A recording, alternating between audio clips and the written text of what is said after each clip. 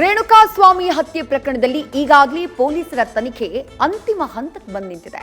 ಸಾಕಷ್ಟು ಸಾಕ್ಷ್ಯಾಧಾರಗಳನ್ನು ಕಲೆ ಹಾಕಲಾಗಿದೆ. 17 ಆರೋಪಿಗಳನ್ನು ಈಗಾಗಲೇ ಬಂಧಿಸಲಾಗಿದೆ.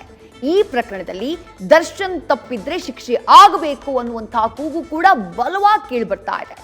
ಅಷ್ಟಕ್ಕೂ ದರ್ಶನ್ಗೆ ಶಿಕ್ಷೆ ಆಗುತ್ತಾ ಅಥವಾ ಪಾರಾಗುವುದಕ್ಕೆ ಅವಕಾಶ ಇದೆಯಾ ಅನ್ನೋದೇ ಸದ್ಯದ ಕುತೂಹಲ. ಈ ಕುರಿತ ಸಾಧ್ಯತೆಗಳ ರಿಪೋರ್ಟ್ ಇಲ್ಲಿದೆ ನೋಡಿ.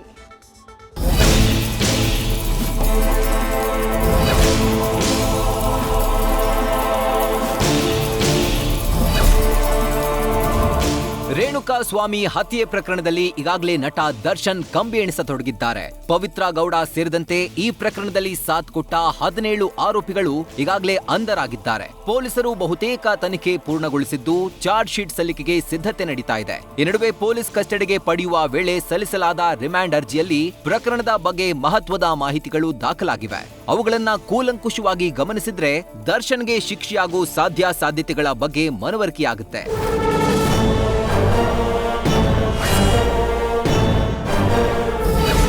ರೇಣುಕಾಸ್ವಾಮಿ ಹತ್ಯೆ ಕೇಸ್ನಲ್ಲಿ 17 ಮಂದಿ ಆರೋಪಿಗಳು, ನೇರವಾಗಿ ಭಾಗಿಯಾಗದ ಇಬ್ಬರು ಸೇರಿ 10 ಮಂದಿಯ ಸಾಕ್ಷ್ಯ.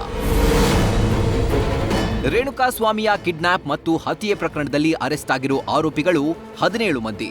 ಸುಮಾರು 10 ಜನರನ್ನ ಸಾಕ್ಷಿಗಳಾಗಿ ಪರಿಗಣಿಸಲಾಗಿದೆ. ಎಲ್ಲರ ಸ್ವ ಇಚ್ಛಾ ಹೇಳಿಕೆಗಳನ್ನ ದಾಖಲಿಸಲಾಗಿದೆ. ಈ ಪೈಕಿ ದರ್ಶನ್ಗೆ ಮುಳುವಾಗುವ ಅಂಶಗಳ್ಯಾವುವು ಅನ್ನೋದು ಮಹತ್ವ ಪಡೆದುಕೊಳ್ಳುತ್ತೆ.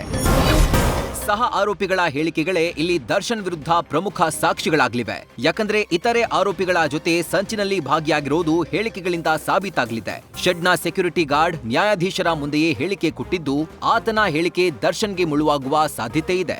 ದರ್ಶನ್ ಹಲ್ಲೆ ನಡೆಸಿದ್ದನ್ನ ಆತ ನೋಡಿದ್ದಲ್ಲಿ, ಹೇಳಿಕೆಯಲ್ಲಿ ದಾಖಲಿಸಿದ್ದಲ್ಲಿ ಪ್ರತ್ಯಕ್ಷ ಸಾಕ್ಷಿಯಾಗಿ ಪರಿಗಣನೆಯಾಗುತ್ತೆ. ಇನ್ನು ರೇಣುಕಾಸ್ವಾಮಿಯ ಮೃತದೇಹವನ್ನ ಸಾಗಿಸಲು ಸ್ಕಾರ್ಪಿಯೋ ಕಾರು ನೀಡಿದ್ದ ಪುನೀತ್ನನ್ನ ಈ ಕೇಸ್ನಲ್ಲಿ ಸಾಕ್ಷಿಯಾಗಿ ಪರಿಗಣಿಸಲಾಗಿದೆ. ಆತನ ಸಾಕ್ಷ್ಯ ಮಹತ್ವ ಪಡೆದುಕೊಳ್ಳುತ್ತೆ. ದರ್ಶನ್ ಕಾಲ್ ಡೀಟೇಲ್ಗಳು ಕೂಡ ಪ್ರಕರಣದಲ್ಲಿ ಮಹತ್ವದ ಸಾಕ್ಷಿಯಾಗಲಿದೆ. ಕಿಡ್ನಾಪ್ ಮಾಡಿರೋ ಆರೋಪಿಗಳು, ಹತ್ಯೆಯಲ್ಲಿ ಭಾಗಿಯಾದ ಇತರೆ ಆರೋಪಿಗಳ ಜೊತೆಗೆ ನಡೆದಿರೋ ಸಂಭಾಷಣೆಗಳು ಮಹತ್ವದ ಸಾಕ್ಷ್ಯವಾಗಲಿದೆ. ಶೆಡ್ನ ಸಿಸಿಟಿವಿ ಫುಟೇಜ್ಗಳು ಕೂಡ ಈ ಪ್ರಕರಣದಲ್ಲಿ ದರ್ಶನ್ ವಿರುದ್ಧ ಸಾಕ್ಷ್ಯವಾಗಲಿದೆ. ಶೆಡ್ಗೆ ಆತ ಬಂದಿರೋದು, ಹಲ್ಲೆ ನಡೆಸಿರೋದು ಸಿಸಿಟಿವಿಯಲ್ಲಿ ದಾಖಲಾಗಿದ್ದಲ್ಲಿ ದರ್ಶನ್ಗೆ ಸಂಕಷ್ಟ ಫಿಕ್ಸ್. ಆದರೆ ಕಾನೂನಿನಲ್ಲಿ ಆರೋಪಿ ಸ್ಥಾನದಲ್ಲಿ ನಿಂತ ವ್ಯಕ್ತಿ ಅಪರಾಧಿ ಅನ್ನೋದು ಸಾಬೀತಾಗದೆ ಶಿಕ್ಷೆ ವಿಧಿಸೋದಿಲ್ಲ. ಹಾಗೇನೆ ಆರೋಪಿ ಸ್ಥಾನದಲ್ಲಿ ನಿಲ್ಲೋ ದರ್ಶನ್ನ ಪಾರು ಮಾಡಲು ಆತನ ಪರ ವಕೀಲರು ಸಕಲ ರೀತಿಯಲ್ಲೂ ಪ್ರಯತ್ನಿಸಲಿದ್ದಾರೆ. ಹಾಗೇನೆ ದರ್ಶನ್ಗೆ ಕೇಸ್ನಲ್ಲಿ ಪಾರಾಗಲು ಕೂಡ ಕೆಲ ಅಂಶಗಳು ಸಹಕಾರಿಯಾಗೋ ಸಾಧ್ಯತೆ ಇದೆ.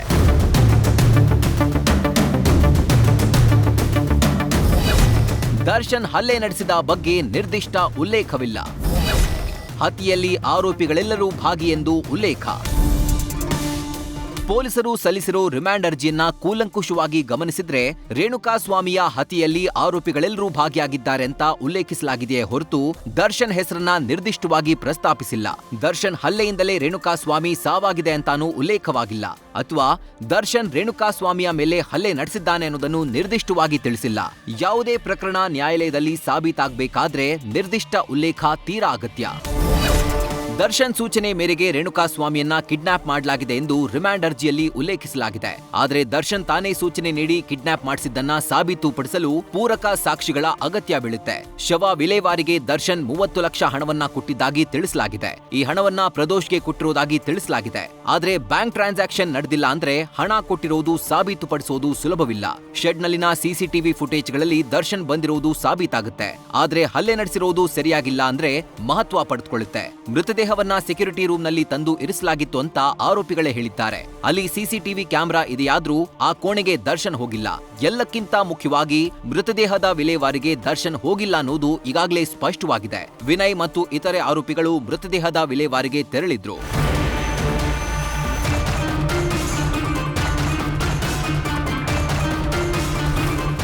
ದರ್ಶನ್ನ ಪಟ್ಟಣಗೆರೆ ಶೆಡ್ಗೆ ಕರೆದೊಯ್ದು ಪೊಲೀಸರು ಮಹಜರು ನಡೆಸಿದ್ದಾರೆ. ಅಲ್ಲಿ 3 ಕಡೆ ಮಹಜರು ನಡೆದಿದೆ.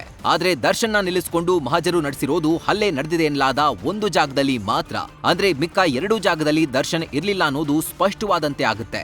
ಇಂಥ ಸೂಕ್ಷ್ಮ ವಿಚಾರಗಳನ್ನೇ ದರ್ಶನ್ ಪರ ವಕೀಲರು ಪಾಯಿಂಟ್ ಔಟ್ ಮಾಡುವ ಸಾಧ್ಯತೆ ಇದೆ. ಇಷ್ಟಾದ್ರೂ ಇಡೀ ಪ್ರಕರಣದಲ್ಲಿ ದರ್ಶನ್ ನೆರಳು ಇರೋದಂತೂ ಸ್ಪಷ್ಟವಾಗಿ ಎದ್ದು ಕಾಣುತ್ತೆ. ಇದೆಲ್ಲ ನಡೆದಿರೋದೇ ದರ್ಶನ್ ಸೂಚನೆ ಮೇರೆಗೆ ಅನ್ನೋದು ಮೇಲ್ನೋಟಕ್ಕೆ ಗೊತ್ತಾಗುತ್ತೆ. ಹೀಗಾಗಿ ಅಪರಾಧಿ ಅಂತ ಸಾಬೀತಾದಲ್ಲಿ ಜೀವಾವಧಿ ಶಿಕ್ಷೆ ಫಿಕ್ಸ್ ಅಂತಾನೆ ಹೇಳಬಹುದಾಗಿದೆ. News first bureau. News first ನಿರ್ಭೀತಿಯಿಂದ ನಿಮ್ಮ ಪರವಾಗಿ.